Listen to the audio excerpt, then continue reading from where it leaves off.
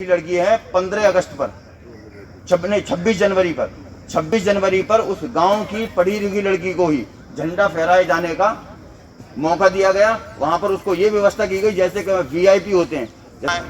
तो शिक्षा जो है, शिक्षा के आधार पर उसको सम्मान मिला। इसी तरीके से भोपाल में एक कॉलेज में एक बच्ची को, वो पढ़ने में होशियार थी, उस एक वजह से कभी कभी देरी हो जाती है, तो आपको धैर्य नहीं खोना है। और यदि आप थाने में गए हैं, आपकी नहीं सुनी गई है, तो वो नंबर इसीलिए लिखवा दिए गए हैं कि सीओ है, क्षेत्राधिकारी है, या हम लोग हैं ऊपर के अधिकारी, इनसे भी आप डायरेक्ट बात कर सकते हैं। कभी कभी बात आती है कि घर परिवार में एक कह देते हैं कि उसकी सुनी जा रही, हमारी नहीं सुनी जा रही। उसके पीछे कारण ये होता है कि आपने ढंग से अपनी बात लग रहा है बताया नहीं है, दूसरे आदमी ने ऐसी बात बता दी है जो वो ज्यादा प्रभावी कर गई है।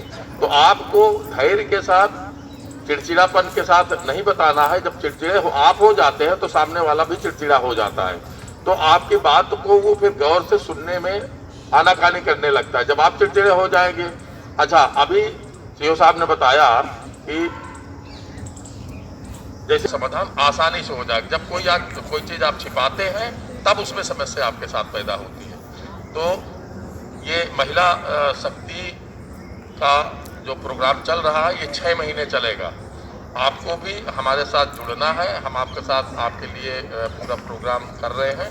और जो चीज जानने जरूरी है, जैसे अभी हमारी बहन ने बताया कि कहीं कोई महिला समस्या में ग्रसित हो जाती है तो कोई ध्यान नहीं देता। ये आदत पड़ गई है हमारे पूरे समाज की।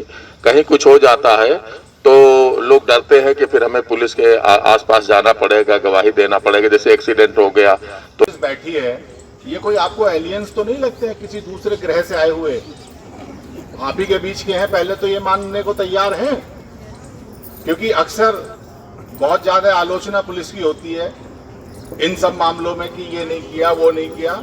मेरा केवल ये कहना है कि वर्दी में बैठे हुए लोग ये भी आप ही के बीच के हैं। कोई आपका भाई होगा, कोई आपकी बेटी होगी, कोई आपका किसी और उसमें होगा। तो पहले तो आपस में ये विश्वास हम लोगों को पैदा करना चाहिए कि हम आप ही के बीच के हैं। जहां तक महिलाओं के इस तरह के कार्यक्रम है, मैं इनका धुर विरोधी हूं, क्योंकि ये आधी जनसंख्या है, बराबर का अधिकार है। ये नौबत क्यों आई कि महिलाओं के लिए अलग से कार्यक्रम करने पड़े?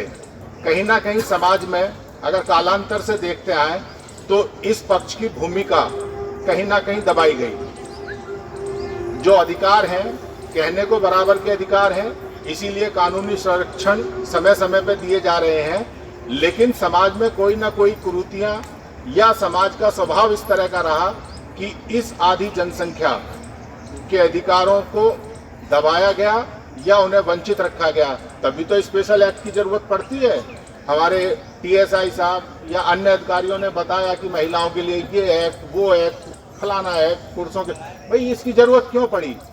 कहीं ना कहीं समाज में इस तरह का क्रियाकलाप हुए और समाज के जो कर्ता धर्ता हैं उन्होंने महसूस किया कि अगर कुछ स्पेशल प्रोग्राम के लिए ही एक राष्ट्रीय महिला आयोग का गठन हुआ, जिसमें महिलाओं की ही कोई समस्या है तो उसको उस स्तर पर उठा करके, और अगर कहीं पर कोई सुनवाई नहीं हो रही है तो वहां पर उठा करके उसको समस्या का हल करने की कोशिश की जाती है।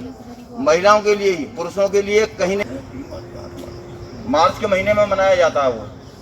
अब आप अंदाजा लगा लीजिए, महिलाओं के लिए इतना कुछ हो रहा है तो आपको अपने अधिकारों के बारे में जानकारी भी होनी चाहिए, तभी आप जो है अपने आप में सक्षम हो पाएंगे, स्वतंत्र हो पाएंगे।